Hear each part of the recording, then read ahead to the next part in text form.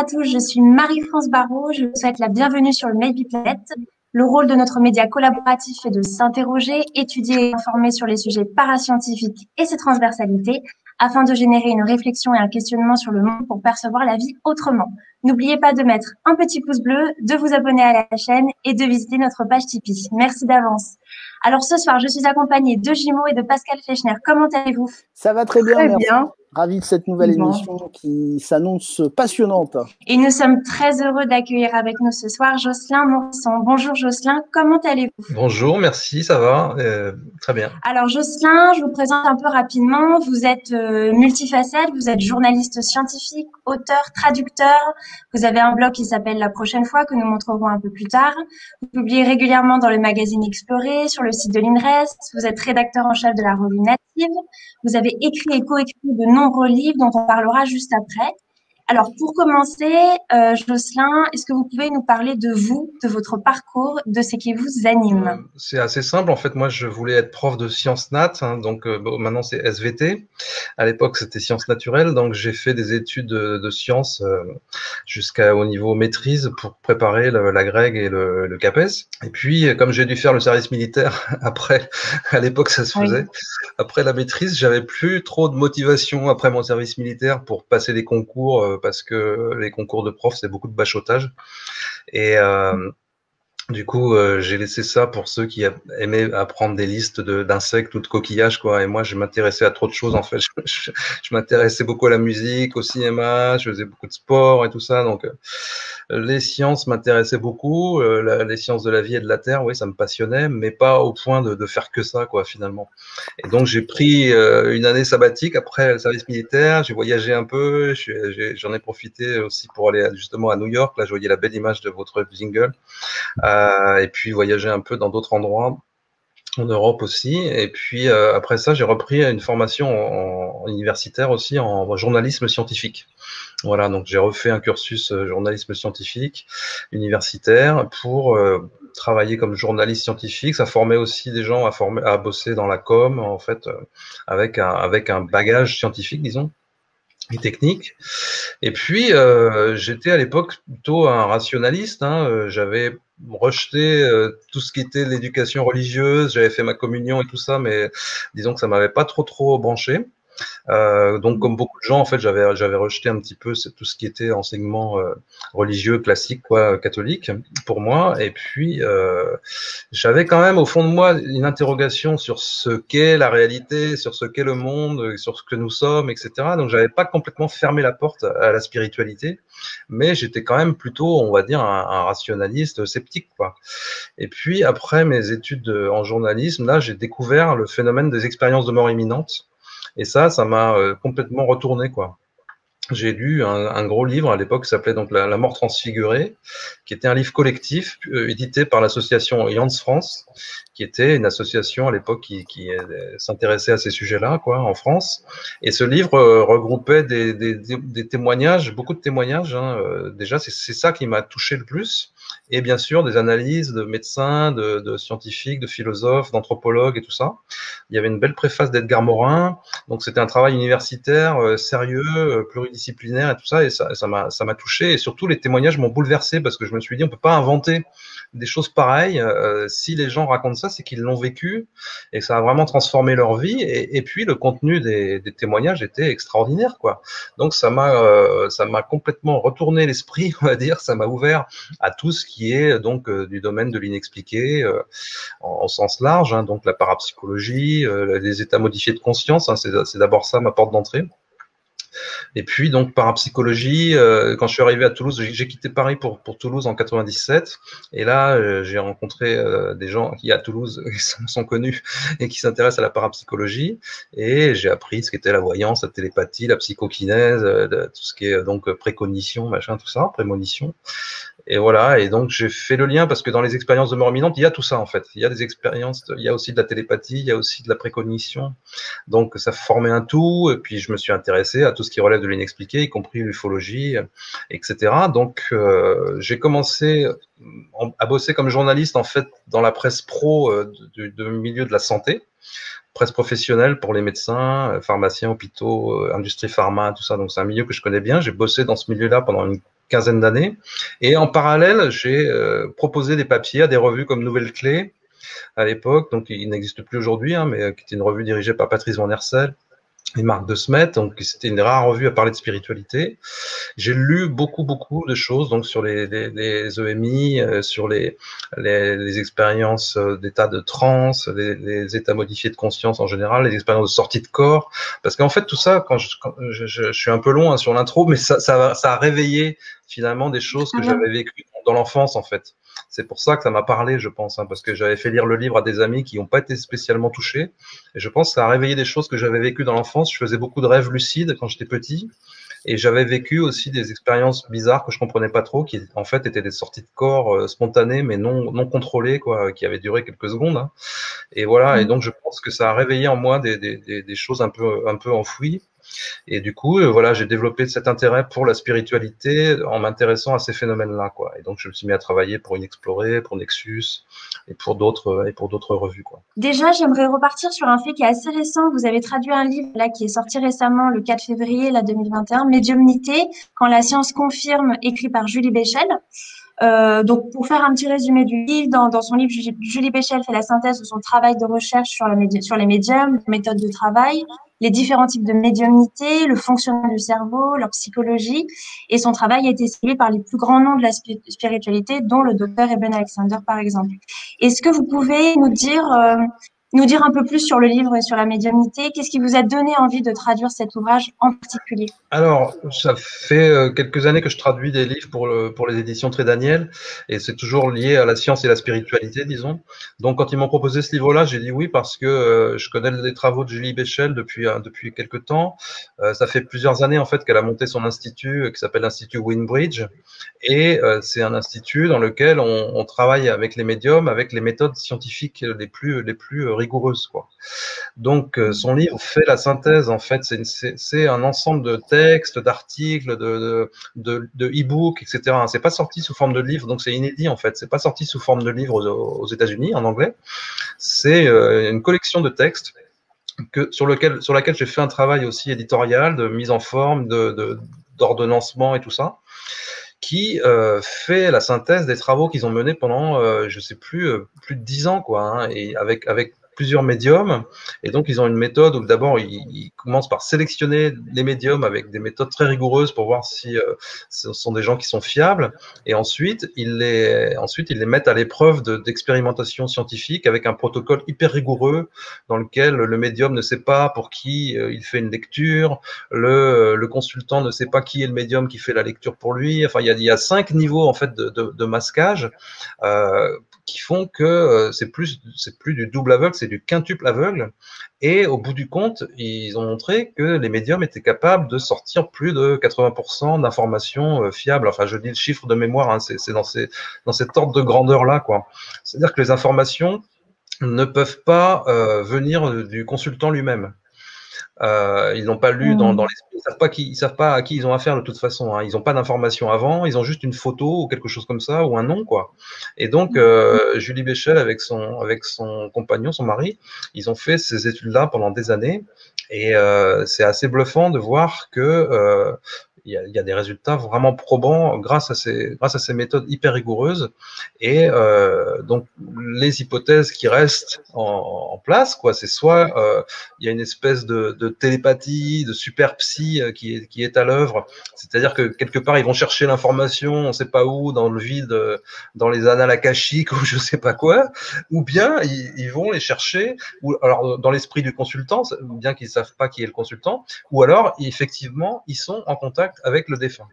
Et donc, pour moi, c'est l'hypothèse de toute façon à privilégier. Hein. Depuis longtemps, moi, je suis convaincu que c'est une réalité, la médiumnité, même si c'est pas une science exacte.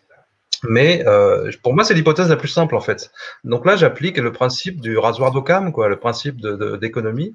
Et je trouve qu'il y a une façon de retourner le truc quand les gens disent c'est une hypothèse extraordinaire, ça demande des preuves extraordinaires. Je suis pas d'accord. Pour moi, c'est l'hypothèse la plus simple. Donc voilà, on peut en discuter, mais pour moi, l'hypothèse la plus simple, c'est qu'effectivement, ils sont en relation avec des défunts. Donc après, la question, c'est qu'est-ce que c'est qui vraiment du défunt a survécu en fait dans l'au-delà. Est-ce qu'ils sont en relation avec l'âme du défunt? Est-ce qu'ils sont en relation avec une partie de la conscience du défunt ou quoi? Parce que des fois, on a des médiums qui nous parlent de défunts qui sont morts il y a des siècles et des siècles, qui sont censés être réincarnés, si on croit aussi à cette hypothèse-là. Donc ça pose plein de questions, quoi. Et ça, c'est des questions qu'on a étudiées aussi avec mon co-auteur Romuald Le Terrier dans d'autres bouquins. J'ai juste une petite question pour Jocelyn, parce qu'effectivement, tu suis ces domaines de recherche depuis, on va dire, pratiquement 2 décennies maintenant, enfin, un peu plus même. Est-ce que tu as l'impression que la science s'empare petit à petit du sujet, ou elle reste quand même très, très, très à l'écart de ces domaines de recherche pour l'instant? La science, en tant qu'entité globale, elle reste à l'écart, mais il y a de plus en plus de scientifiques qui, à titre individuel, prennent ça au sérieux. Donc après, le problème, c'est que individuellement, ils n'ont pas forcément les moyens. La science, c'est une affaire de crédit, de moyens financiers. Ils n'arrivent pas forcément à… D'ailleurs, elle le dit, Julie Béchel, l'Institut Wayne-Bridge, c'est quelque chose qui est très fragile, c'est très pauvre. Il fonctionne avec des subventions, des dons, des dotations comme ça qui sont hyper ponctuelles. Donc, je pense qu'à titre individuel, il y a de plus en plus de scientifiques qui s'intéressent à ces questions-là et qui les prennent au sérieux. Mais en tant qu'institution, la science continue à négliger tous ces phénomènes-là, pour la plupart. Elle y va vraiment avec le bout des orteils, quoi, parce que ça remet en question toute la vision matérialiste qu'on a héritée du siècle des Lumières, etc. Et donc, c'est une telle remise en question que c'est extrêmement compliqué, quoi, parce qu'effectivement, l'idée qu'il n'y a que la matière qui est une réalité, c'est très très difficile à remettre en cause, alors que ces phénomènes-là, si on prend la médiumnité, les expériences de mort imminente et tous les phénomènes inexpliqués en fait en général quasiment, ça retourne complètement le paradigme, quoi. C'est l'idée que la matière n'est pas la seule réalité, mais qu'au contraire c'est la conscience qui est la seule réalité. La conscience serait même à la base de l'existence de la matière, quoi. Alors, on est dans un paradigme qui nous dit la conscience émerge de la matière, mais si ça se trouve la réalité c'est que la matière émerge de la conscience. Donc c'est compliqué de faire une remise en cause aussi radicale pour beaucoup de scientifiques et surtout pour les institutions elles-mêmes, quoi. Donc, heureusement, il y a des travaux qui sont faits avec la méthode scientifique. Ça, c'est important. Et donc, c'est ça que je retiens des travaux de Julie Béchel, c'est qu'elle applique des méthodes scientifiques très rigoureuses. On peut aussi saluer les travaux du Coma Science Group sur les expériences de mort imminente, qui, bien qu'ayant une approche aussi matérialiste des choses, c'est-à-dire qu'ils pensent que ça se passe dans le cerveau, eh ben, ils appliquent la méthode scientifique très rigoureuse et ils arrivent à des conclusions qu'on avait déjà eues avec Raymond Moody et d'autres, qui est que l'expérience de mort imminente n'est pas un rêve, ce n'est pas une hallucination, ça transforme la vie des gens, etc. Donc on reconfirme ça avec des méthodes rigoureuses. Donc c'est ça qui est important, c'est d'appliquer la méthode scientifique et cette rigueur-là. Je pense que ça fait avancer quand même les choses. Et j'ai juste une deuxième petite question pour Jocelyn, après je me tais, promis, mais parce que c'est quelque chose qui me passionne. Est-ce que la science n'arriverait pas un peu plus sur ces domaines si on leur parle de champ d'information plutôt que de communication avec les morts et autres, c'est-à-dire, je le dis avec des guillemets, mais ce côté folklorique qui parfois peut faire dire à la science non, mais on ne peut pas y aller, c'est trop cultuel. Par contre, de dire on va sur de l'information, il y a peut-être des champs d'information qui sont accessibles d'une façon. Est-ce que ça pourrait pas un peu plus titiller la science pour y aller? Tu as raison, mais c'est un problème théorique en fait. C'est-à-dire que effectivement, ce qu'on a aujourd'hui en science sur ces phénomènes-là, c'est des données. Mais on n'a pas de théorie. On a plein de données, on a plein de témoignages déjà, qui sont les témoignages, c'est ce qu'on appelle des preuves faibles.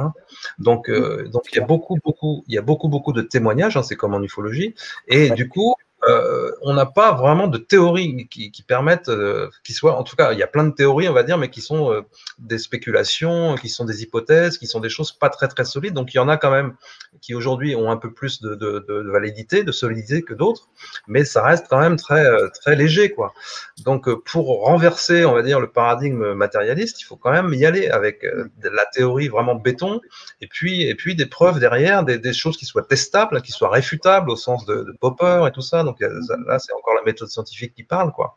Et donc, je pense que oui, si on amène les choses en termes d'information, c'est sûr, physique de l'information et tout ça, hein, c'est plus sérieux. Donc, je pense que c'est plus acceptable pour beaucoup de scientifiques de regarder ça, au moins d'y prêter un œil, quoi, une oreille, parce que effectivement, on commence pas tout de suite par leur dire, attendez, Dieu existe et c'est vous qui vous gourez depuis le début, quoi. Donc, il faut y aller progressivement, c'est sûr.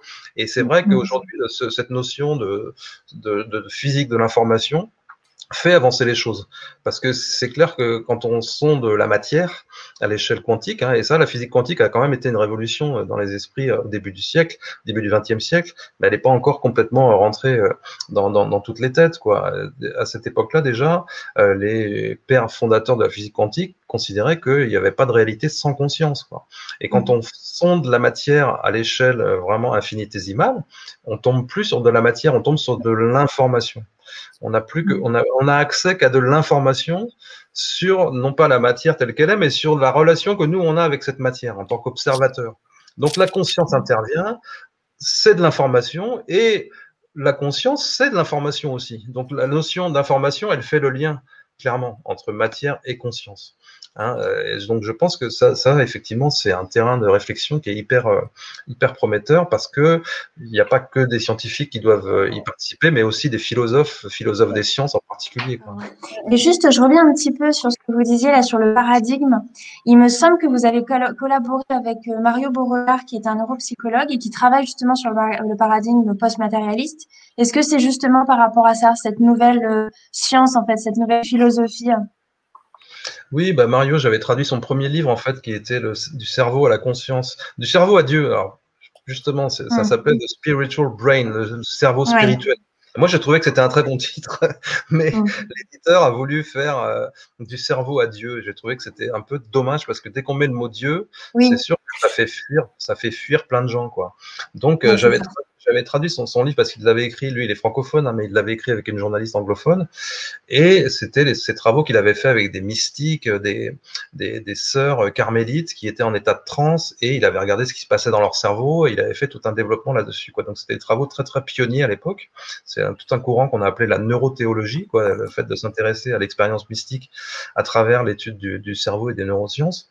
Et donc Mario, lui, il estime qu'aujourd'hui on a suffisamment de données à travers ces observations-là, et puis toutes les expériences dont on parle, les expériences de mort imminente, les expériences sorties de corps, tout ce qui a pu être fait sur la médiumnité, etc.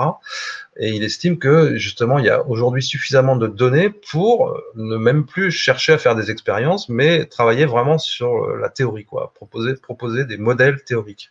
Et donc, c'est ce qu'il appelle le modèle post-matérialiste, c'est-à-dire c'est un champ d'investigation dans lequel il faut que les théoriciens arrivent à faire ce lien entre conscience et matière, sachant que la conscience, c'est censé être quelque chose qui est immatériel, quoi. Donc c'est quand même très très compliqué de faire. C'est pour ça que l'information, on disait, fait le lien, mais c'est très compliqué de faire entrer la conscience dans les équations, de faire entrer la conscience comme agent, même dans les expériences de physique quantique, etc. Et pourtant, on voit bien que nécessairement, il faut que la conscience intervienne, puisque il n'y a pas de réalité sans conscience, quoi. La ligne de base, elle est là, quoi, hein.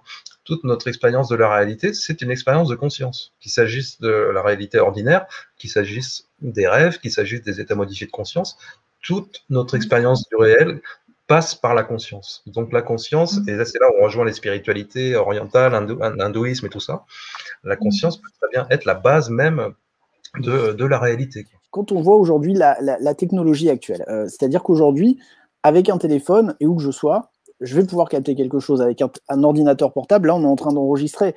Là, je suis là, mais je peux me mettre à 100 mètres, je l'aurai aussi. C'est passionnant de se dire qu'on est peut-être des réceptacles ou des capteurs, et qu'on peut peut-être les améliorer pour capter plus d'informations. Bah, moi, je trouve ça beaucoup plus logique, effectivement, de considérer que le cerveau, c'est quelque chose qui capte un champ d'information, effectivement, et puis au contraire, qu'ils le produisent, quoi. Et c'est complètement logique au regard de tous ces phénomènes-là dont on parle, et ça a déjà été proposé il y a plus d'un siècle aussi, hein. C'est des gens comme Frédéric Myers, des gens comme William James, Henri Bergson, etc. Ils proposaient déjà que la conscience était que le cerveau était une espèce de filtre, une valve de réduction, comme il disait, qui captait un champ de conscience et qui transformait ces informations en cette expérience du monde que l'on a, quoi. Et ça suppose qu'effectivement, il y a plein d'informations qui sont filtrées, qui sont extraites, parce qu'on peut pas finalement intégrer tout ça, quoi.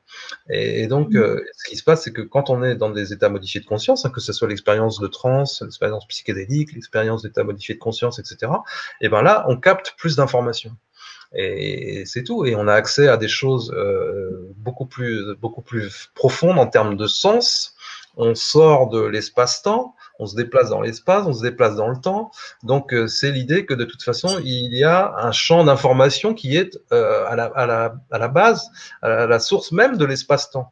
C'est complètement logique de penser les choses comme ça. Mais après, effectivement, il faut le théoriser. Ça reste très compliqué à théoriser parce que c'est à la fois de la science, de la philosophie, de la métaphysique et tout ça. Donc, c'est complexe, hein, c'est sûr. Hein. Moi, j'en veux pas aux scientifiques de pas y arriver. Mais par contre, je leur en veux, dans certains cas, de ne pas s'y intéresser du tout, quoi, de ne pas considérer que c'est sérieux, quoi. De même pas essayer, ouais, effectivement. Voilà, de même pas essayer, de même pas prendre ça un petit peu au sérieux. Alors que, en toute logique, effectivement, mais bon, il y a quand même des gros progrès. On sait aujourd'hui que le temps, par exemple, pour les physiciens, le temps, c'est plus du tout une donnée absolue. Le temps, c'est lié à l'expérience qu'on a du monde, c'est lié à notre expérience de conscience, mais le temps n'a plus d'existence absolue, quoi. Il y a plein d'expériences en physique quantique et tout ça, dans lesquelles le temps ne joue plus aucun rôle. Et on sait que le temps est complètement relatif depuis Einstein, etc. Donc on est en train de sortir de cette espèce de dogme, de cette réalité matérielle, de notre espace-temps, de la matière, de notre conception d'espace et tout ça. Donc ça c'est intéressant, ça bouge quand même dans plein de directions. Oui, c'est comme s'il y avait un peu un continuum au final de la conscience entre la vie, la mort, le futur, enfin l'au-delà. Moi, ça me paraît complètement séduisant comme approche parce que c'est aussi ce que nous disent les traditions spirituelles depuis la nuit des temps. Hein. On a ça dans les chamanismes, on a ça dans les spiritualités d'Orient, je disais, l'hindouisme, moins 4000 ans, 3500 ans. Donc oui, on peut prendre ça au sérieux parce que nous, notre parenthèse matérialiste, comme je l'appelle, elle a que quelques centaines d'années, quoi. Hein. C'est quand même très peu, récent, quoi.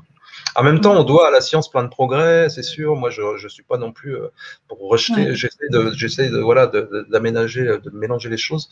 Je suis pas pour rejeter, au contraire, les progrès de la science. Et je pense que la science, c'est une très belle entreprise qui doit se poursuivre, quoi. Mais il faut qu'elle élargisse un peu son spectre. La science ne dit pas toute la réalité, quoi.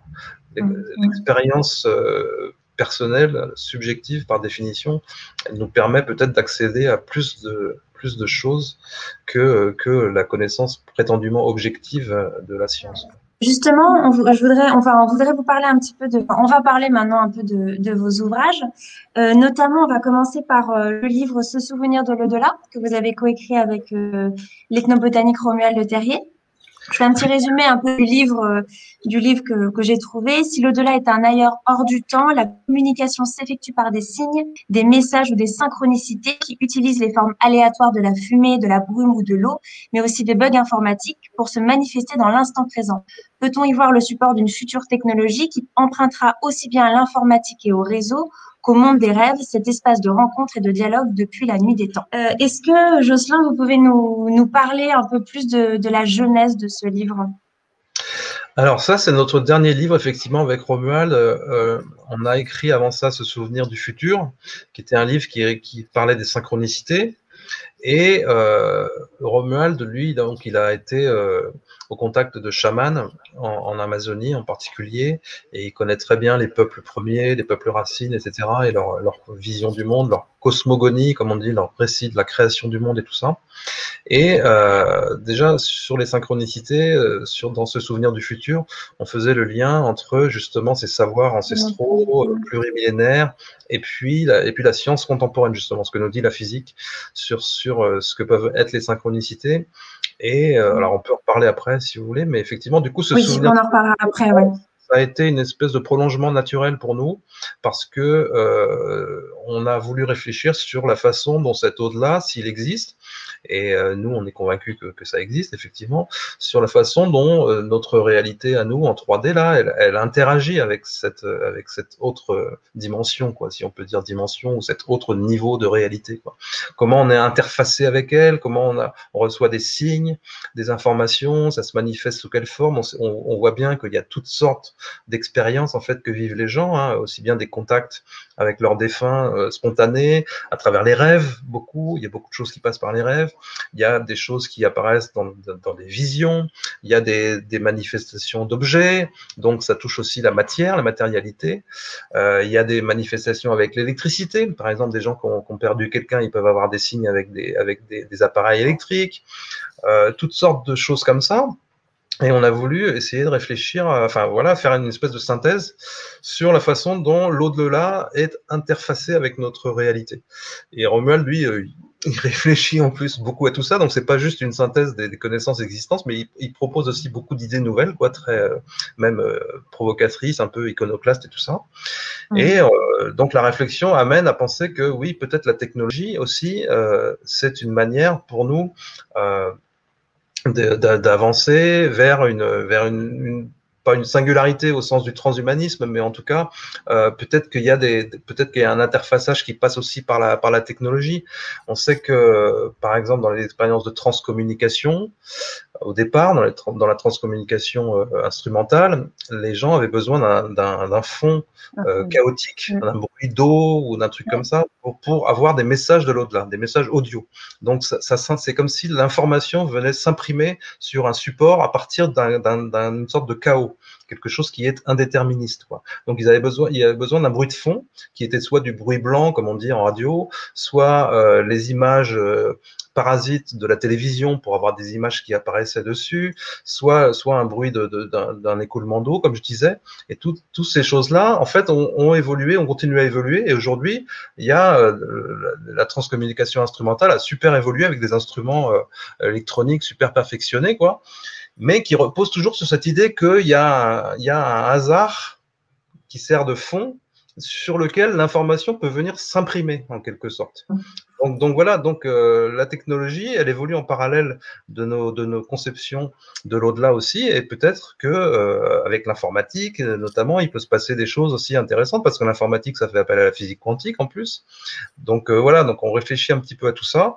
Et puis Romuald, il a eu une expérience assez extraordinaire avec Google Traduction. On le raconte dans le bouquin, quoi. Il a eu carrément des réponses à des questionnements intérieurs à cause d'un bug qu'il y avait dans Google Traduction à l'époque, quoi.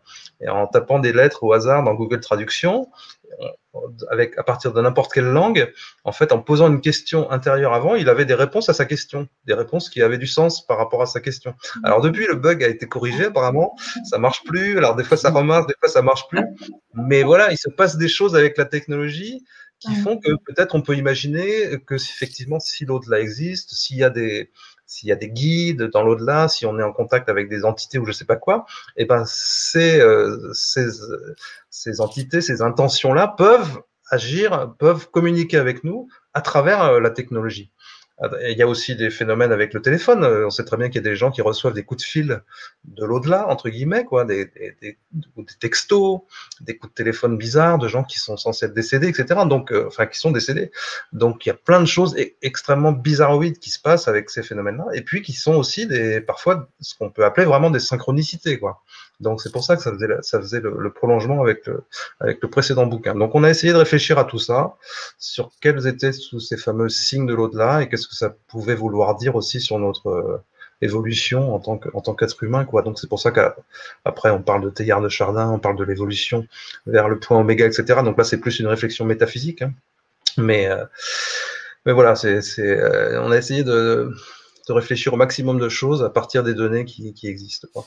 Jocelyn, tu parlais de nouvelles technologies et effectivement, on a l'impression quand même que la technologie est peut-être une porte d'entrée ou en tout cas une façon d'atteindre une autre réalité au fur et à mesure qu'elle avance quand même.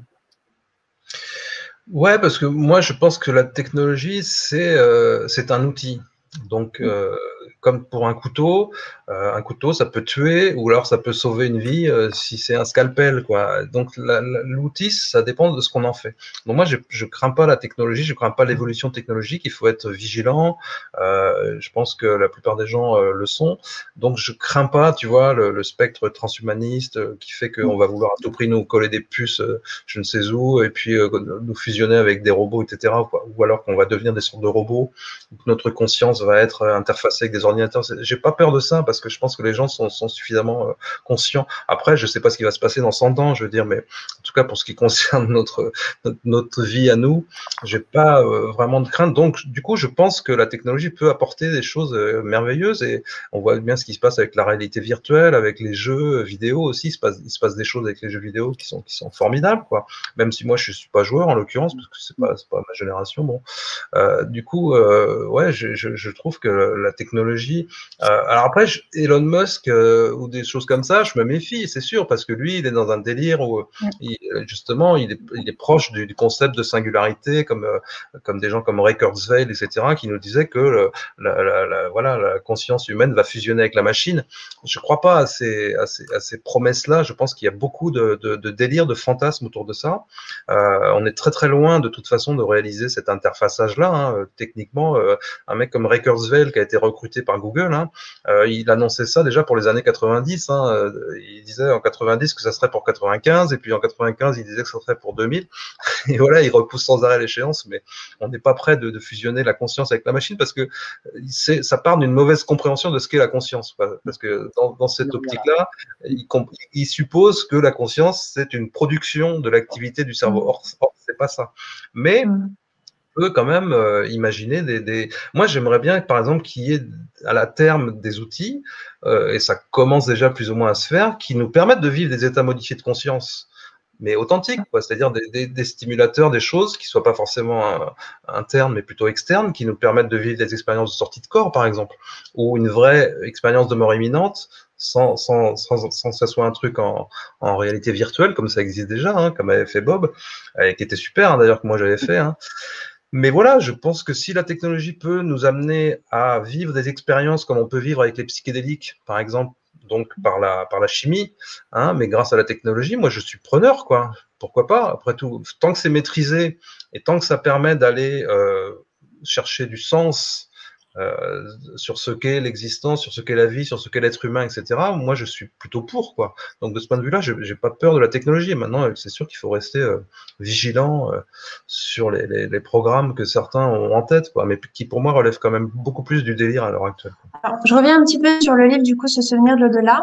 J'ai une question simple, en fait. Pourquoi? Alors, il y a Se souvenir de l'au-delà et bon, il y avait avant Se souvenir du futur. Mais une question très simple, en fait. Pourquoi se souvenir? Vous faites, ouais, pourquoi vous faites, on a l'impression, voilà, comme si on s'était perdu pour se retrouver.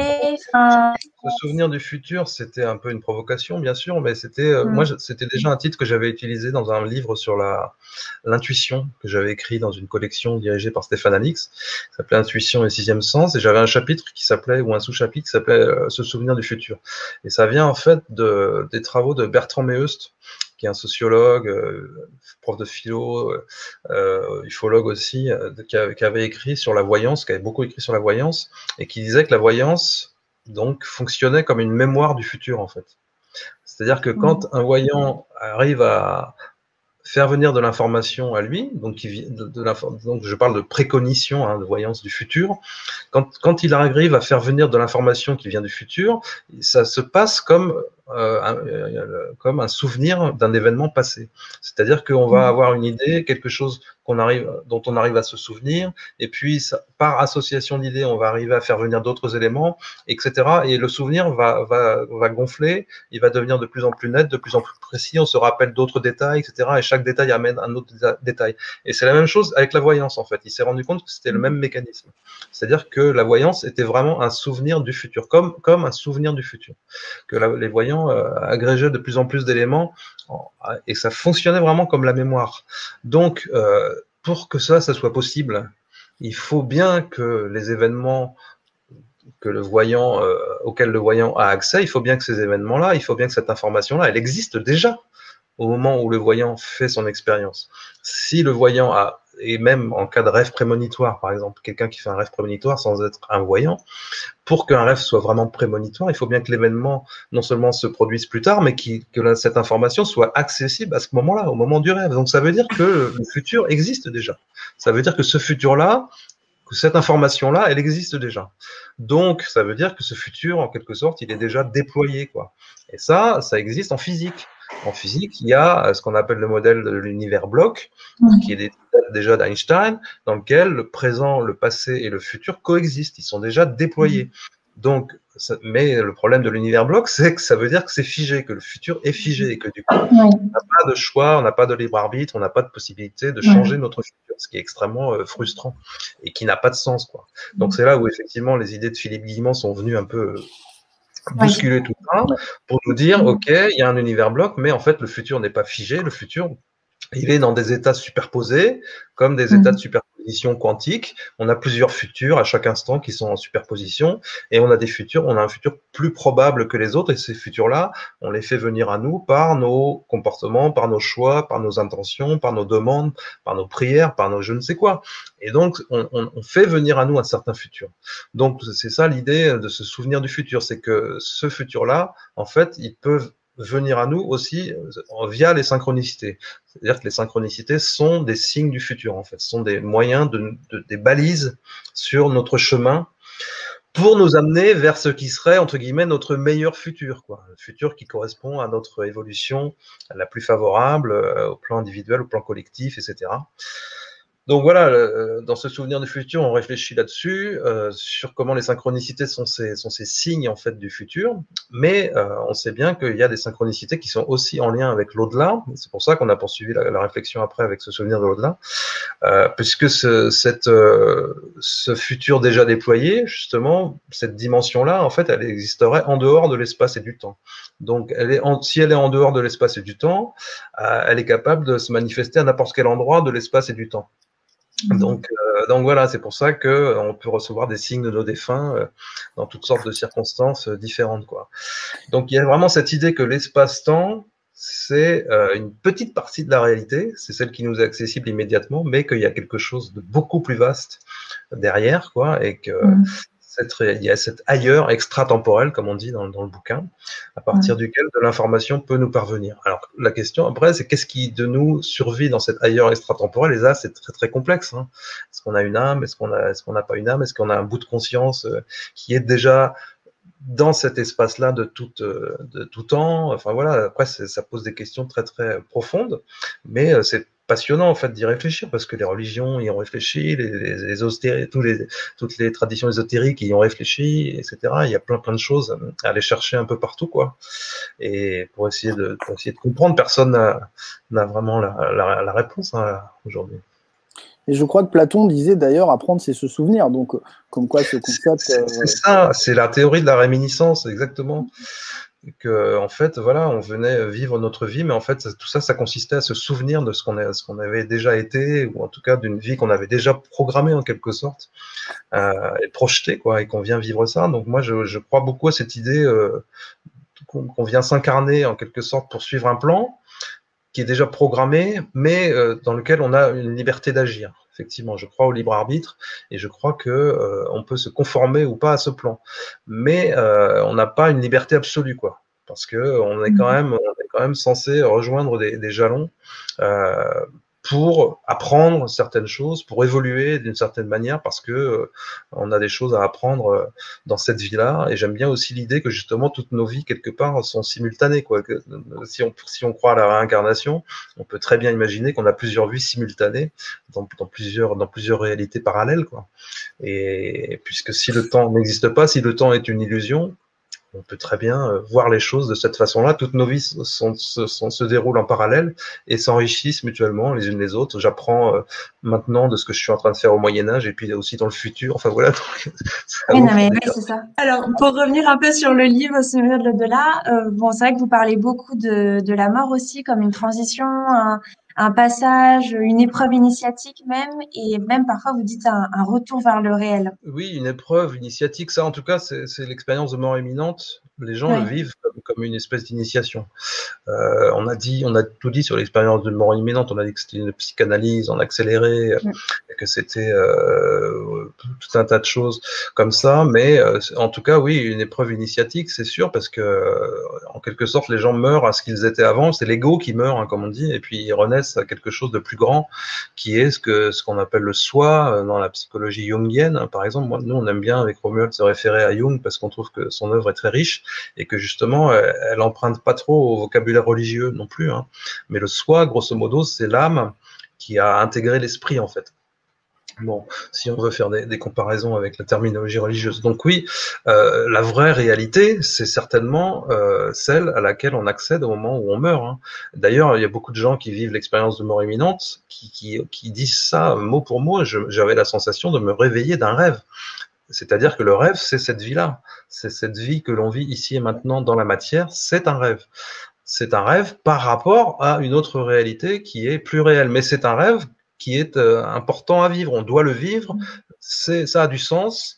Il ne s'agit pas de mettre fin à cette vie-là, et c'est ce que disent beaucoup de témoins aussi. Hein. Attention, cette vie a du sens. Oui, c'est merveilleux de vivre l'amour inconditionnel, tout ça, de vivre la connaissance absolue et tout, mais on doit vivre cette vie-là pour telle et telle raison, quoi. Donc, il faut toujours insister là-dessus quand on parle des EMI, parce que beaucoup de gens se disent, si c'est aussi merveilleux que ça, autant y aller tout de suite, quoi. Non, on a quelque chose à faire ici et maintenant, et par contre, effectivement, c'est certainement pas la réalité ultime, la réalité absolue. Et les gens qui vivent l'EMI, beaucoup disent que quand ils se sont retrouvés dans cette réalité-là, d'abord, ils avaient la sensation que c'était beaucoup plus réel, et effectivement, ils avaient la sensation de se réveiller d'un rêve et de rentrer à la maison, de retourner chez eux, quoi. Comme si cette vie-là n'avait été un petit claquement de doigts, une petite parenthèse, qui avait voilà toute son importance, toute sa, il fallait le faire, mais une fois revenu dans cette autre réalité, ça devenait quasiment insignifiant. Jocelyn, est-ce que justement, parce que moi on me dit souvent état modifié de conscience, mais est-ce que ce serait pas dans cette vie-là qu'on serait en état modifié de conscience et qu'en fait les expériences de mort imminente nous ramèneraient à un état de conscience normal? C'est une vraie question pour moi, ça. Bah, c'est une bonne question parce que quand on parle d'état modifié de conscience, il faut dire par rapport à quoi c'est modifié. En fait, tu as plein de neurologues qui te disent qu'on est toujours dans un état modifié de conscience. Quel est l'état de référence? Il n'y a pas vraiment d'état de référence. Si tu écoutes des mystiques, des grands méditants, etc., ils vont te dire que tu accèdes à un état de conscience à travers la méditation profonde dans lequel il n'y a plus de pensée. Tu es juste dans un état d'existence pure, de conscience pure, où tu peux même accéder à un état où il n'y a même pas de notion de conscience, tu es simplement dans un état d'être. Donc, c'est impossible à transcrire par les mots. Hein. Mais est-ce que, si effectivement, ça rejoint ce que vivent les gens dans les EMI notamment. Hein. Donc, on peut très bien considérer que c'est ça l'état de référence. C'est la référence par rapport à laquelle tous les autres états sont des états modifiés. Hein. Donc, c'est sûr que même l'état de conscience ordinaire qu'on vit en état de veille, on peut considérer que c'est un état modifié par rapport à un état de conscience pure, un état d'être qu'on peut toucher dans ces circonstances-là. Donc, moi je suis convaincu que cette vie-là peut être comme une sorte de rêve. Mais un rêve important à vivre, un rêve qui a du sens, un rêve dans lequel on apprend des choses, dans lequel on interagit, etc., avec les autres, bien sûr. Il faut vivre ce rêve-là, mais que certainement, quand on va passer la frontière, on va se dire ouais, mais finalement, voilà, c'était pas si important que ça, quoi. C'est ce qui ressort de plein de témoignages, hein, y compris aussi de ce que disent les médiums et tout ça. Hein. Il y a un truc qui m'a énormément marqué dans le livre Se souvenir de l'au-delà, lors de la mort, quand le corps meurt, enfin il est vraiment défini comme mort, il y a des gènes qui s'activeraient 24 heures après la mort, comme si une mémoire en fait s'animait après la mort, et ce sont ces mêmes gènes qui serviraient lors de l'embryogenèse. C'est très étonnant, c'est Romuald qui a trouvé cette info, et c'est vraiment de l'info scientifique pure et dure. Hein. Effectivement, il semblerait que donc après la mort, effectivement, il y a des choses qui continuent à fonctionner dans le corps, même s'il n'y a plus d'activité cardiaque, cérébrale et tout ça. Il y a un fonctionnement cellulaire biologique qui continue à se produire, et il a été observé que dans certaines cellules, je ne sais plus dans quelle cellule c'est, il y a réactivation activation de gènes qui étaient en sommeil, effectivement, depuis l'embryogenèse, depuis la formation du corps, du fœtus, de l'embryon, etc. Donc, Romuald réfléchit autour de ça en disant que c'est comme si ça préfigurait une renaissance, la constitution d'un nouveau corps, etc. Alors, je ne sais plus exactement ce qu'on dit là-dessus, parce que c'est lui qui a trouvé cette info, mais voilà, c'est extrêmement troublant. Ouais. C'est sûr que ces gènes-là, ils ont été inactifs pendant toute la vie, et ils se mettent à redevenir actifs après la mort, donc c'est très, très étonnant. Moi, j'ai une question, effectivement, je vais revenir un peu en arrière, en revanche, sur les EMI. Donc effectivement, la plupart des témoignages sont positifs, on va dire ça comme ça. Hein. Les personnes sont complètement troublées, vont changer de vie, leur façon de vivre, leur comportement quotidien. Et j'ai lu quand même des témoignages qui sont contraires, de personnes qui l'ont mal vécu. Oui, alors les chercheurs, en tout cas, qui se sont penchés là-dessus, hein, parce que moi, je suis simplement un journaliste dans cette histoire-là. Je me suis penché sur ce que proposaient comme interprétation les chercheurs. Ça a l'air d'être lié effectivement à l'état de conscience dans lequel se trouve la personne au moment où elle vit l'expérience, au moment de sa mort. Donc, c'est lié aux circonstances de la mort, c'est lié à son état d'esprit à ce moment-là, et parce qu'il y a une part de projection, hein, c'est sûr, on projette quelque chose de soi-même dans cette expérience-là, même s'il y a des choses qui ont l'air d'être objectives, puisque les gens sont capables de voir ce qu'il y a dans la pièce, ils sont capables de rencontrer des défunts, y compris des défunts qu'ils ne connaissaient pas, par exemple un frère ou une sœur qui était décédé avant leur naissance, ou un jumeau dont ils ignoraient l'existence, ce genre de choses. Donc il y a de l'information objective, mais il y a aussi de l'information en quelque sorte qui est projetée par la psyché, quoi. Donc ça dépend de l'état dans lequel se trouve la personne au moment de son expérience, ça dépend de son vécu avant, ça dépend de son profil psychologique, on peut dire, ce genre de choses-là. Hein. Et oui, je pense que c'est par contre simpliste de dire que ça dépend si elle a été une bonne personne ou une mauvaise personne. Je pense que ça, dans un premier temps, on avait tendance à dire les choses comme ça, je pense que c'est très réducteur. C'est plus complexe que ça, quoi. Parce que y a des gens, en l'occurrence, qui vivent des expériences très négatives alors que c'était des personnes très bien dans la vie. Oui. Par contre, au moment de l'expérience, s'ils ont peur, s'ils sont dominés par la peur, et ben cette peur, elle va se matérialiser en quelque sorte. Ils vont projeter cette peur-là, et ça va se manifester sous forme effectivement d'environnement angoissant, des grottes, de l'obscurité, voilà, des choses. Renfermement, Mais aujourd'hui, on a beaucoup d'expériences qui sont mixtes, en fait. C'est ça qui est intéressant, c'est qu'on s'est aperçu que des gens qui vivaient l'expérience comme étant négative dans un premier temps étaient capables de la transformer en lâchant prise, en quelque sorte, en acceptant qu'effectivement c'était leur projection. C'est ce que dit d'ailleurs dans le bouddhisme, on dit que c'est ça, hein, l'expérience de mort imminente, c'est une projection de la psyché complète. Hein.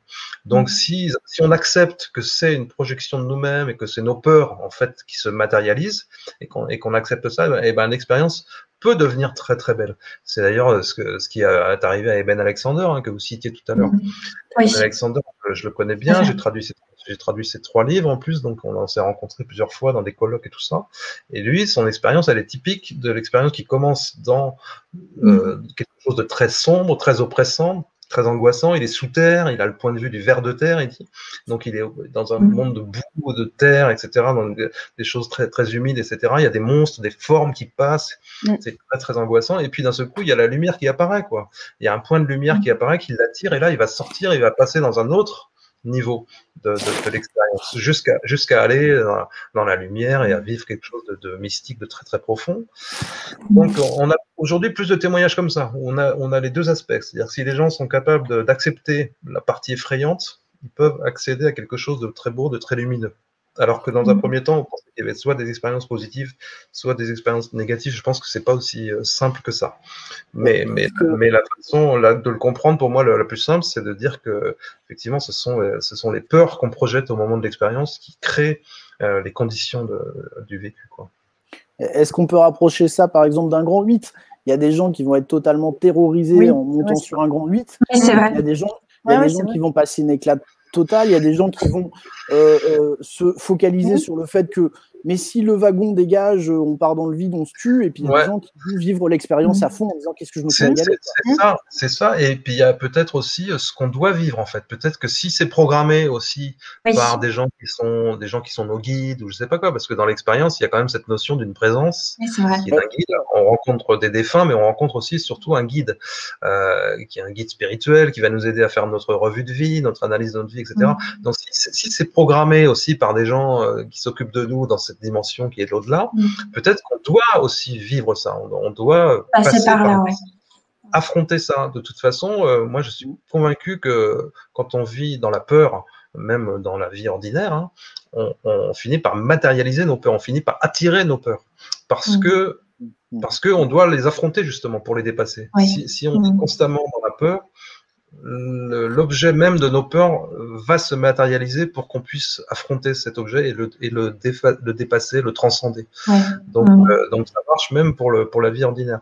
Donc peut-être qu'on a besoin dans l'expérience de mort imminente de vivre certaines choses parce que ça va être une expérience, ça va être encore une fois une initiation ou quelque chose comme ça.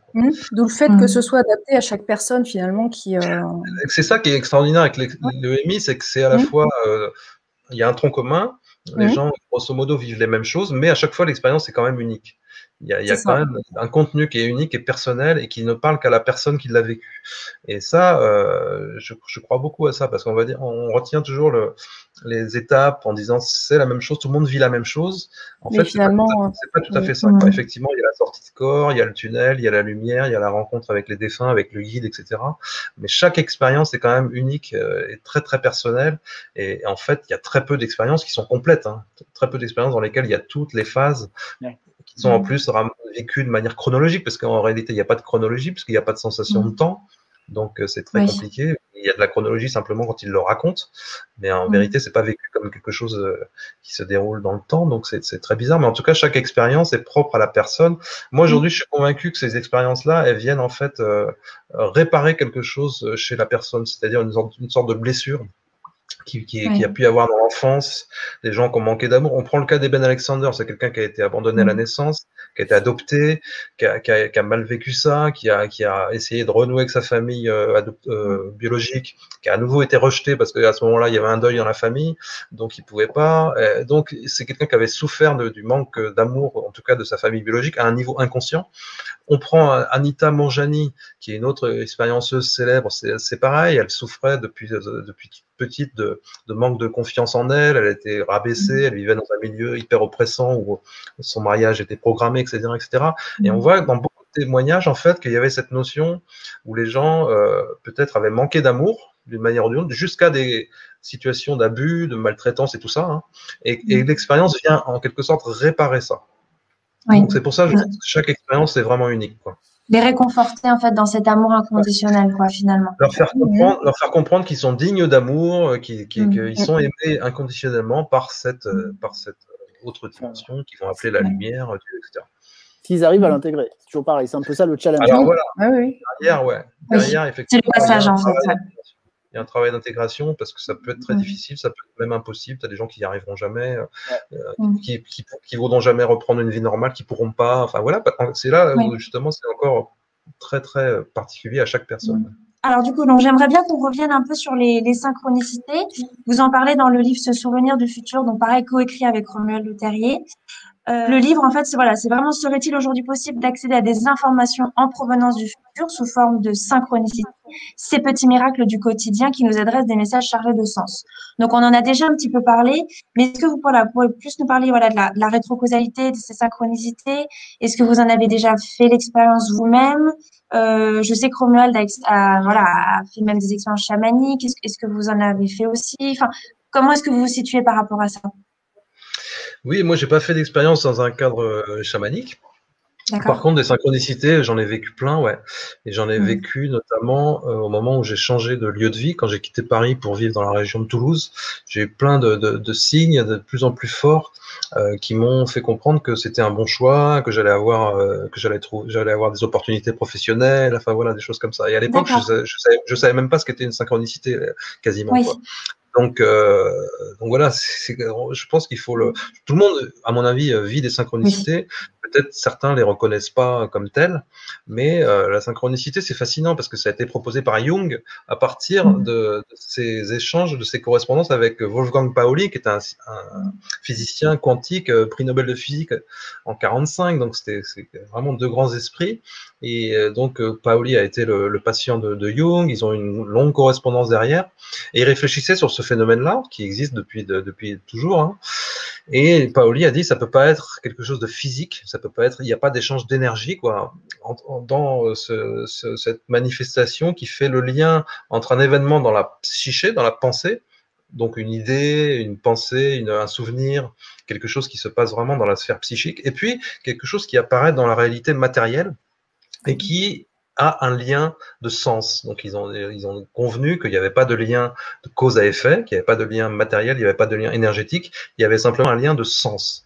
Parce que voilà, ça fait écho, donc j'ai pas besoin de donner d'exemple, je pense, de ce que c'est qu'une synchronicité, mais tout le monde comprend bien que cette notion de sens, elle est centrale. Donc c'est une relation acausale entre les deux événements dans lesquels il y a simplement un lien de sens.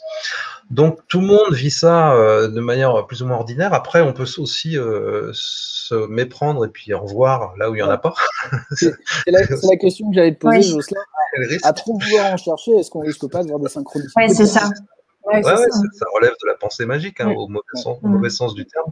On projette des choses, on projette des signes là où il n'y en a pas. Bon, c'est un risque, hein, tant pis. Hein, il faut que ça parle effectivement à l'intuition, quoi. On reconnaît la vraie synchronicité au fait que ça génère de la joie, et puis que ça parle au cœur et plus qu'au mental. En fait, il faut arriver toujours à faire taire un peu le mental dans cette histoire-là, quoi. Mais donc oui, ce qui est fascinant, c'est que par exemple, la synchronicité la plus célèbre que raconte Jung, qui sert un petit peu de modèle, quoi, c'est l'histoire du scarabée doré. Et ce qui est génial, c'est qu'il y a une façon de le comprendre avec justement la rétrocausalité.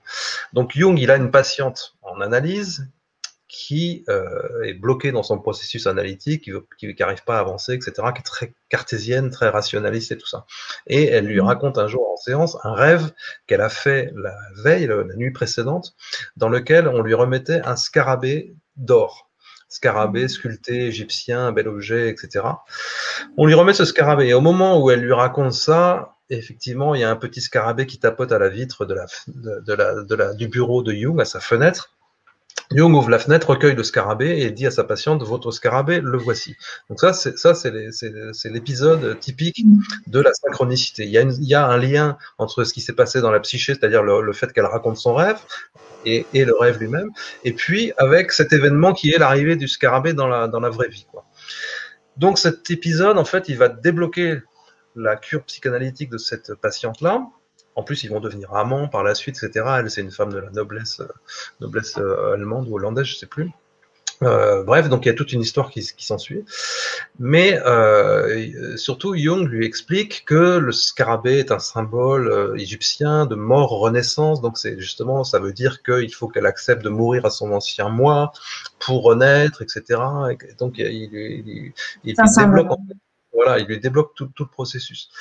Mais dans l'interprétation qu'en fait Jung à l'époque, il fait l'hypothèse que peut-être, et ça c'est ce que nous on propose dans le bouquin en fait, il y a une action rétrocausale, c'est-à-dire une action qui remonte le temps.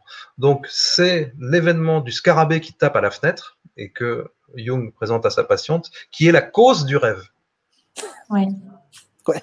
Ça veut dire que cette information-là, elle a remonté le temps. Ouais. L'information, la stupéfaction qu'elle a au moment où elle voit le scarabée, ça produit un effet, voilà, de sidération et cette information-là remonte le temps et c'est ça qui donne naissance au rêve, c'est ça qui informe le rêve. C'est ça l'interprétation rétrocausale. Et donc Jung, à l'époque, il avait envisagé cette hypothèse-là. Mais il y a des masques à oxygène qui sont tombés chez certains de nos spectateurs. Là. Non, mais voilà, rétrocausalité, il n'y a pas besoin de trop se prendre la tête. Hein. Rétrocausalité, ça veut dire simplement une causalité qui s'exerce à l'envers du temps, du futur vers le présent, du présent vers le passé, enfin, du futur vers le passé, à l'envers du temps. Et on a des expériences de physique quantique aujourd'hui qui semblent montrer des effets comme ça. Donc, en tout cas, une façon de les interpréter, c'est de dire qu'il y a une influence qui remonte le temps. Et dans la mesure où le temps, c'est pas quelque chose encore une fois, d'absolu, c'est tout à fait envisageable, quoi. Il y a de plus en plus de théories en physique qui disent que probablement la rétrocausalité, c'est quelque chose de réel. Sauf qu'à l'époque de Jung, c'était pas vraiment admis, quoi. C'était très, très marginal. Ça a été proposé dans les années 50 par Costa de Borgard, un grand physicien français, et c'est lui qui a commencé à introduire cette notion de rétrocausalité en disant qu'il faut qu'il y ait des influences qui peuvent remonter le temps. Mais voilà, et aujourd'hui, il y a plein d'expériences qui peuvent s'interpréter comme ça. Par exemple, même la vision à distance. Là, j'en parle plus dans Ce souvenir de l'au-delà. Oui. La vision à distance, quelqu'un qui était un grand espion psychique comme Joseph McMonigle. Joe McMonigle, c'était l'espion psychique 001, donc c'était dans le programme Stargate. Ils étaient payés par l'armée pour aller voir des cibles chez les Russes, etc., voir ce que fabriquaient les Russes. McMonigle disait que quand il faisait une vision à distance, en fait, il n'avait pas la sensation de se rendre sur le site, sur la cible qu'on lui demandait d'aller voir, mais qu'il avait la sensation qu'en fait, il se renvoyait l'information dans le temps à partir du moment où il aurait la réponse. C'est-à-dire qu'il avait besoin en fait d'avoir le feedback. Il avait besoin d'avoir confirmation, d'avoir touché la cible, d'avoir vu la cible pour que la vision à distance fonctionne. Donc, c'est assez, encore une fois, étrange à comprendre. Ouais. Mais s'il n'y avait pas de feedback, c'est-à-dire que quand il faisait une vision à distance, si on ne lui confirmait pas quelques jours plus tard qu'il avait bien perçu une cible utile ou réelle, eh ben, en fait, ça ne marchait pas. Mais quand on lui confirmait qu'il avait bien touché la cible, eh ben, lui, il estimait que c'est parce qu'on lui avait confirmé qu'il avait touché la cible que cette information-là, il la renvoyait dans le temps et qu'il était capable de percevoir la cible au moment où il la percevait. Donc, Jocelyn, quand on lui confirmait qu'il avait touché la cible, quelques jours après, le moment où il avait donné les informations. Hein, voilà, pour que ce soit bien clair pour tout le monde. Ouais, hein. C'est ça. Oui, non, tu fais bien de reformuler parce que c'est sûr que ça retourne un peu. C'est un peu déroutant. C'est le ravioli qui crie un peu, c'est pour ça. Là. Mais le rêve prémonitoire aussi peut s'interpréter comme ça, donc comme le rêve du scarabée de Jung, ça peut très bien s'interpréter comme un rêve prémonitoire. Pour que le rêve prémonitoire fonctionne, il faut que cette information elle soit déjà accessible, et c'est peut-être le fait d'avoir accès à l'information réellement après, dans la vraie vie, qui fait que cette information remonte le temps et donne naissance au rêve, quoi, informe le rêve. Je voulais faire une petite parenthèse, mais justement, puisqu'on parle de temps, de machin, il y a quand même un film l'année dernière qui a mis vraiment tout le monde au diapason, enfin, qui a été très compliqué à comprendre pour beaucoup de gens, c'est le film Tenet. Alors, je ne sais pas si tu l'as vu ou pas. Bah, bien sûr, parce que nous, on a fait tout un développement sur Premier Contact, qui est le film précédent de Nolan. Et au moment où j'écrivais Ce souvenir de l'au-delà avec Romuald, la sortie de Tenet était annoncée, puis repoussée, puis repoussée. Donc, je peux te dire que dès qu'il est sorti, j'ai foncé le voir. Je suis allé le voir tout de suite et j'ai été super déçu, hein, pour te dire la vérité. Très, très complexe. Hein. Ouais. Bah, c'est-à-dire que au niveau visuel, c'est parfait. Hein, je passe pas ni rien. Mais, c'est un vrai James Bond, sauf que tu comprends rien. C'est dommage là-dessus. Je suis honnête, hein, je suis encore à réfléchir, mais je comprends. Ah non, mais bon, si, après, il faut lire les comptes rendus des mecs qui l'ont vu 10 fois pour comprendre. Oui, il faut le revoir. Mais par comprendre. Mais moi, ce que j'aime au cinéma, c'est justement me laisser aller aussi, tu vois, de pas trop réfléchir. Donc, je savais que ça portait sur le temps qui se déroule à l'envers. Donc, j'étais très, voilà, j'avais vraiment envie de le voir. Mais tu comprends rien à l'intrigue, en fait. Tu comprends pas ce que fout le héros là, qu'est-ce qu'il veut, qui il va voir, pourquoi. Oui, peut-être si tu l'as vu 5 fois, tu peux comprendre, mais moi, ça m'a saoulé à cause de ça. Par contre, Nolan, pour moi, c'est un génie, hein. Interstellar, Inception. Et premier contact, c'est Villeneuve, hein, mais c'est la même. Mais c'est un bon film aussi. Ouais. Il y a une notion de rétrocausalité qui est hyper intéressante aussi. Mais je faisais référence plutôt à Interstellar, Inception. Voilà, Tenet, j'en attendais beaucoup et ça m'a beaucoup déçu. Juste pour compléter ça, si tu veux, ça fait écho. En physique quantique, tu as des expériences qui s'appellent à choix retardé. Et tu as des expériences dans lesquelles tu as vraiment la sensation que c'est la mesure finale qui, finalement, oriente le comportement d'une particule. Est-ce qu'une particule va se comporter comme un corpuscule ou comme une onde? Ça dépend de la façon dont elle est mesurée à la fin. Et si on change en cours de route les conditions de mesure, eh ben, ça modifie le comportement de la particule, mais depuis le début.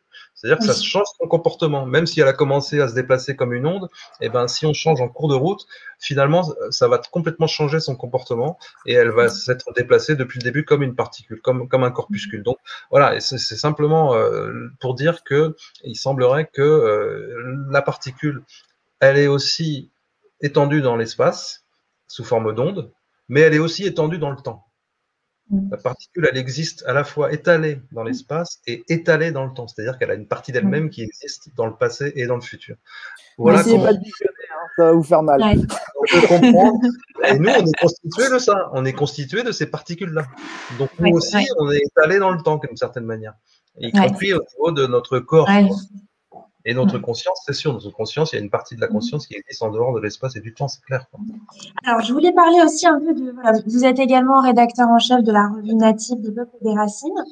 Voilà, donc la revue, c'est vraiment à l'heure où l'humanité s'égare, on se doit de remonter à nos origines, revenir à une pensée traditionnelle.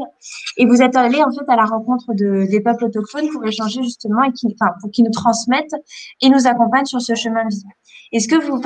Qu'est-ce que vous pouvez nous en dire? Qu'est-ce que vous en avez vraiment appris sur vous, sur l'humanité? Alors, moi, je ne suis pas un expert des peuples autochtones. Là, je suis rédacteur en chef, donc je supervise la fabrication de la revue.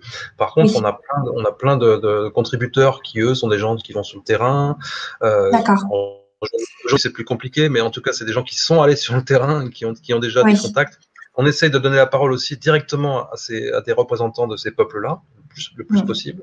Donc, on a rapidement pu mettre en place un réseau avec des gens comme ça. Et ce qui est formidable, c'est que ces gens-là, ils ont plein de choses à nous dire et aussi des choses à nous apprendre qu'on a oublié nous, quoi. Donc la première chose à laquelle on pense, évidemment, c'est le lien avec la nature, puisque eux vivent en harmonie avec la nature, ils s'estiment pas séparés, coupés de la nature, mais complètement partie prenante de la nature. Donc c'est ça qui est vraiment une leçon essentielle pour nous, hein, mais qui est vraiment évidente. Hein. Je veux dire, il n'y a pas besoin d'y réfléchir très longtemps pour se rendre compte de ça. Il faut dire qu'il y a 5000 peuples autochtones à la surface de la planète, environ, donc répartis en peuples, en tribus, etc., en communautés, disons. Ça représente à peu près 370 millions de personnes, mais que ces gens-là, ils sont les gardiens, en fait, de 80% de la biodiversité planétaire, de par leur zone de vie, de par leurs habitats.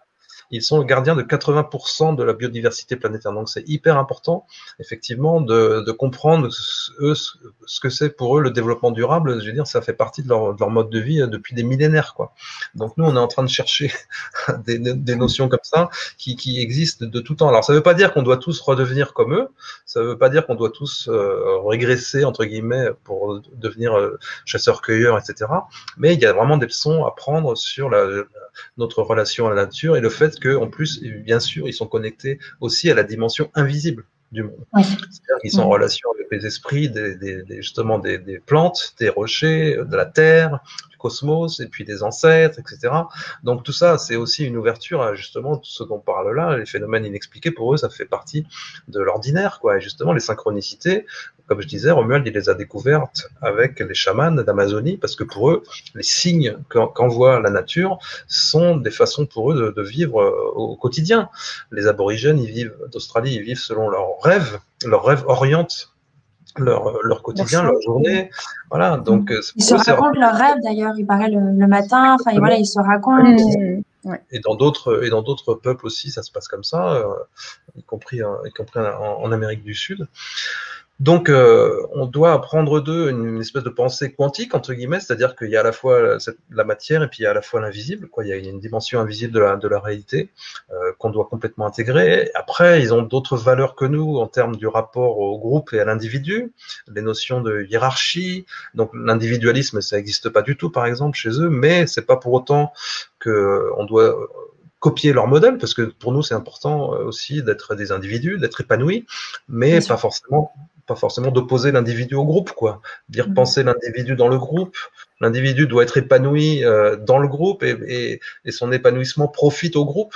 Et le groupe donne les conditions de l'épanouissement de l'individu. Ben voilà, faut arrêter d'opposer les choses deux à deux, en fait, quoi. Donc, il y a une réflexion. Aujourd'hui, dans nos sociétés modernes, on en est loin, oui. Ça se pose là, quand même. Hein. On en est loin, ouais. On en est loin, ouais. Complètement individualiste, hein, mais c'est lié au paradigme matérialiste, encore une fois. Donc, il faut sortir un petit peu de l'individualisme, c'est clair. Donc, là aussi, il y a des leçons à prendre chez les peuples premiers. Ils ont un rapport aux valeurs du féminin aussi qui est complètement différent. Alors après, il y a des exceptions, hein. Je veux dire, faut pas les idéaliser non plus, quoi. Je veux dire, il y a aussi des choses comme les mutilations sexuelles, il y a encore des archaïsmes, il y a des choses qui sont pas acceptables, qui sont vraiment archaïques et rétrogrades, quoi. Mais la place du féminin est complètement différente que dans nos sociétés à nous, qui sont très patriarcales. Il y a plein de femmes qui sont chefs, qui sont chamanes. Il y a des tribus où c'est les femmes qui décident de tout, etc. Enfin bon, voilà. Donc on a des valeurs à rééquilibrer en s'inspirant un petit peu de leur mode de vie.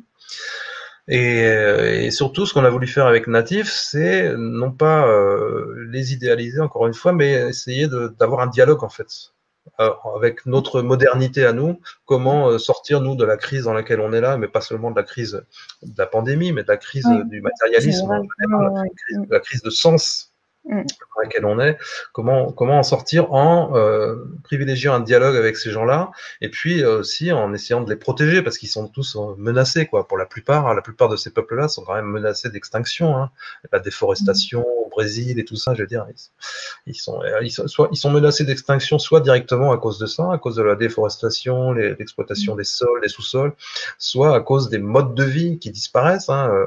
On a interviewé Frédéric Lenoir pour le prochain numéro, il nous disait qu'il était donc en Australie, il est allé en Amérique du Sud pour rencontrer des peuples comme ça. Et il disait qu'en Australie, les jeunes générations d'aborigènes, ils passaient leur journée à boire du coca, à bouffer des hamburgers, et ils en avaient rien à foutre de la mythologie aborigène, quoi. Donc c'était en train de se perdre, en fait. Il y a un déclin, ouais. Il y a un déclin, ces savoirs-là sont en train de se perdre. C'est très très difficile de préserver ces traditions-là. Donc il y a besoin aussi de les aider pour qu'ils arrivent à préserver leur savoir, leur savoir-faire, leur savoir-être et leurs histoires qui sont souvent aussi toute une tradition orale. Donc quand il y a pas de tradition écrite, c'est très très fragile, quoi. D'une génération à l'autre, ça peut se perdre. Donc voilà, donc c'est ce qu'on veut faire avec Native. On essaye de faire une revue avec du fond, mais qui est pas une revue intellectuelle, qui est pas une revue anthropologique, quoi. Il y a des très belles images et puis voilà, on a des papiers de voyageurs, de gens qui sont pas forcément des journalistes, qui sont voilà des voyageurs, des explorateurs, avec voilà, beaucoup de très très belles photos aussi. Ouais. C'est vrai qu'à la lecture du magazine, on peut se demander au final qui sont les sauvages, quoi. C'est ça. C'est ça. Ouais, la question, elle se pose même pas, hein, c'est clair. Ouais. J'aimerais ensuite aborder un autre ouvrage que vous avez écrit, c'est L'ultime convergence, quelle spiritualité pour éviter le chaos. Un livre très intéressant aussi, où là, vous parlez vraiment de la spiritualité laïque. Est-ce que vous pouvez nous en dire un petit peu plus ? Oui, l'ultime convergence, c'est un livre que j'ai publié en 2018. Et quand je parlais d'éviter le chaos, je voulais je parlais d'éviter, si possible, l'effondrement total, quoi. Parce que j'ai beaucoup de réactions de gens qui me disent mais le chaos, c'est nécessaire, on en a besoin, le chaos est créateur et tout ça. Oui, mais moi, ce que je veux éviter, c'est qu'on se retrouve sans électricité, sans eau, dans une ambiance Mad Max ou je sais pas quoi. Tant qu'à faire, je suis pour une transition douce. Je suis pour qu'on change de monde, de paradigme, sans avoir à passer par l'effondrement, quoi. Donc le collapse total, quoi. Mais après, chez les collapsologues, il y a plein de choses intéressantes, hein, c'est sûr. Ils sont très bien renseignés, notamment au niveau scientifique. Donc mon idée, c'était ça, et c'était de dire qu'en fait, pour changer de monde, il faut changer de valeur à l'échelle individuelle, quoi. Donc, ça ne peut passer que par la spiritualité. Je ne crois pas à un changement qui vienne d'en haut, je ne crois pas aux structures pyramidales, etc. Je ne crois pas à un changement qui vienne de la politique, je crois à un changement qui vient des individus, donc des citoyens. Se changer en tant qu'individu, ça nous change en tant que citoyen, ça nous change en tant que consommateur, ça nous change en tant qu'être humain, quoi, à tous les niveaux. Donc on vote pour des gens différents, on consomme différemment, etc. Donc c'est comme ça qu'on transforme le monde. Et spiritualité laïque, oui, parce que du coup, si on va pas chercher ces ressources-là au fond de nous-mêmes, quoi, dans quelque chose qui nous dépasse en tant que personne, quoi, qui nous transcende, donc, ça reste de la philosophie, ça reste de la morale, ou ça reste de la politique, quoi. Donc, c'est pour ça que j'ai proposé ces idées-là qui, en fait, faisaient la synthèse de 15-20 ans d'articles que j'avais publiés dans différentes revues, Nexus, Inexploré, Le Monde des religions, etc. Donc j'ai repris quand même pas mal de matériaux que j'avais pour ces articles-là. C'est pas simplement une collection d'articles, hein, c'est vraiment des textes que j'ai complètement retravaillés, mais du coup j'avais beaucoup de matière en fait pour faire un livre de synthèse qui parle à la fois des états modifiés de conscience, qui parle de la physique quantique, là, des choses dont on a parlé ce soir, hein, qui parle aussi de politique, parce que c'est important la politique, on en a besoin, je crois. Mais qui essaye de penser une façon différente de vivre en étant respectueux les uns des autres, et en étant pas tout le temps dans le jugement et pas tout le temps dans l'accusation, dans la recherche de responsabilité. C'est toujours la faute d'un autre, c'est la faute du gouvernement, c'est la faute du patron, c'est la faute du conjoint, etc., etc. Ouais. On a besoin de que les gens retrouvent du sens en fait finalement dans leur vie, dans leur voilà. C'est ça, il faut se responsabiliser, il faut accepter que le changement il passe par nous-mêmes, quoi, avant d'attendre que les autres ils changent. Bah, c'est les notions de consommateur aussi, hein, de dire complètement. Voilà, c'est bien de dire que ça c'est pas bien et que ça c'est pas bien, mais qu'est-ce que vous faites au quotidien, quoi, hein, exactement, exactement. Avant de reprocher aux autres sans arrêt ce qu'ils font, ce qu'ils font pas, il faut regarder un peu ce qu'on fait soi. Est-ce qu'on est les gens qui critiquent par exemple la politique, est-ce qu'ils sont eux-mêmes engagés dans des associations et qu'est-ce qu'ils font, est-ce qu'ils font des choses de terrain ou est-ce pourquoi ils se présentent pas eux-mêmes en politique, tu vois? Moi je veux bien qu'on soit anarchiste, hein, mais ça sert à rien à un moment donné si on est juste là à gueuler. Ça c'est pas très constructif, quoi. Donc, ce que je dis aux gens, si vous avez des idées à défendre, eh ben, allez-y, et puis si elles sont bonnes, eh ben, vous fédérez, et puis si vous fédérez, ben, peut-être qu'à un moment, les idées, ben, elles vont devenir mainstream. Voilà, c'est l'idée en fait. Hein. Bien sûr, parce que c'est très facile de critiquer, surtout c'est amplifié par les réseaux sociaux, parce qu'on est là plus ou moins dans l'anonymat, on est planqué derrière son ordi, son clavier, et on peut balancer, on peut casser. Bien sûr. Je voulais juste voir un petit peu, en conclusion, un petit peu vos prochains livres avec. Je crois que vous allez écrire encore avec Romuald. Est-ce que ou autres personnes, d'autres collaborations. Est-ce qu'il y a d'autres collaborations avec aussi Philippe Guimand? Enfin, est-ce que vous pouvez nous parler un petit peu des next steps? Oui, on travaille avec Romuald sur un 3e bouquin parce que Romuald il fourmille d'idées, quoi. Et donc, on se complète bien parce que moi je fais un travail de documentation, de synthèse, et puis j'ai aussi quelques idées, heureusement. lui, il réfléchit beaucoup. Donc on travaille en fait sur la notion de web cosmique, on appelle ça web cosmique, c'est-à-dire le lien en fait, justement ce qui nous unit, ce qui nous rassemble, ce qui lie toute la réalité, la notion d'intrication dans la physique quantique, etc. Et puis la notion de conscience universelle en fait qu'on a dans toutes les grandes traditions spirituelles. Donc l'idée que tout ne forme qu'un, et il y a une réflexion importante à avoir parce que l'unité c'est pas l'uniformité. Et on peut très bien penser l'unité dans une multiplicité de formes, quoi. On peut très bien avoir une multitude de formes, mais à la base une seule et même source qui nous traverse tous. En fait, moi, je crois qu'il y a une seule et même conscience qui nous traverse, qui traverse tout ce qui existe, et notamment tout le vivant, quoi, qui s'exprime à travers nous tous, qui s'exprime de manière différente, mais c'est la même source qui s'exprime. Donc voilà, on a une réflexion là-dessus. On a commencé à chapitrer tout ça, à faire des recherches pour écrire nos chapitres. Et ça va être dans la même veine que se souvenir du futur, se souvenir de l'au-delà, c'est-à-dire qu'on se répartit bien les choses, on fait chacun des chapitres, ou alors on en fait quelques-uns ensemble aussi. On est très très complémentaires avec Romuald, quoi. Autre projet, en fait, il va y avoir une réédition de la physique de la conscience, qui est le livre qu'on a fait en 2015 avec Philippe Guimand, qui va être une version illustrée. Ça, c'est un scoop. C'est un scoop. C'est donc chez Guitry Daniel, et ils sortent certains bouquins en version illustrée. Et c'est illustré par un dessinateur super doué qui s'appelle Benoît Flamec et qui fait des dessins un peu type BD, quoi. Et donc ça permet d'avoir un truc un peu ludique. Un peu ludique, ouais. Et ça va permettre de mettre à jour un petit peu aussi le livre, mais sans le transformer, mais juste mettre à jour quelques parties, quoi. Ouais. C'est vrai que quand on aborde le travail de Philippe Guimond, c'est bien d'avoir quelques dessins de temps en temps, quand même. C'est ça, hein, déjà, ce bouquin-là, je l'avais aidé à l'écrire, en fait. C'est vraiment son livre, mais je l'ai aidé à le mettre en forme, disons. Je l'avais interviewé, j'avais commencé à faire une première transcription, etc. Mais les idées de Philippe, elles peuvent être assez complexes, ouais, c'est sûr. Hein. Donc là, avec une illustration, je pense que ça va être sympa, ouais, ça va être bien. Ça va aider. Peut-être plus accessible aussi, ouais. À tout le monde, oui, voilà. Il faudra bien mettre des flèches pour savoir dans quel sens on les regarde, par contre. Il y avait déjà des schémas, hein. Dans la première version, il y avait déjà des schémas. Oui. Mais là, il y aura des dessins un petit peu rigolos qui vont permettre d'alléger un peu la lecture.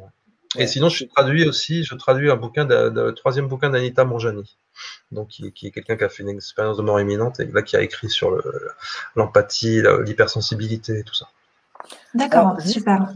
Le livre de, alors c'est pas un livre de traduction au final, hein, c'est ce que tu nous as dit, c'est un livre de recueil de textes de Julie Béchel. Lui est disponible depuis le 4 février, c'est ça?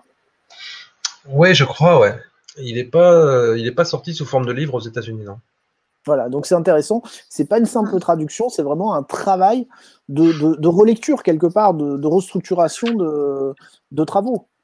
J'ai fait un travail éditorial, si tu veux, pour chapitrer beaucoup de textes qu'elle avait, qui étaient à la fois des articles de science, des articles sur son site internet, deux choses qu'elle avait publiées en petits e-book, donc des petits livrets. Et il a fallu assembler tout ça pour que ça ait du sens. Et c'est vachement intéressant parce qu'elle parle aussi de la façon dont les médiums vivent le truc. Ça, c'est important aussi de leur donner la parole sur leur vécu, sur leur ressenti. On a fait un bon boulot. C'est Stéphane Alix qui a proposé le projet à Guy Trédaniel, qui m'a proposé la traduction.